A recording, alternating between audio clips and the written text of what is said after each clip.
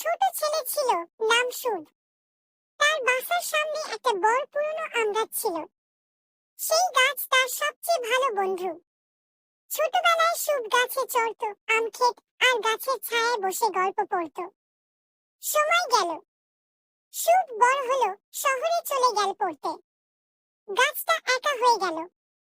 বহু বছর পর সুদ ফিরে এল, মুখ কোমড়া। গাছ জিজ্ঞেস করলো, কি হয়েছে বন্ধু? সুদ বলল, টাকা দরকার, ব্যবসা শুরু করব। গাছ বলল, আমার আমগুলো নিয়ে যাও, বিক্রি করো। সুদ তাই করলো। আবার চলে গেল। আবার কয়েক বছর পর ফিরল। এবার বলল, বাড়ি দরকার, পরিবার নিয়ে থাকতে হবে। গাছ বলল, আমার ডালপালা কেটে নাও, কাঠ দিয়ে ঘর বানাও। সুদ কেটে নিল, ঘর বানালো। শেষ বয়সে সুদ একদিন ক্লান্ত হয়ে ফিরল।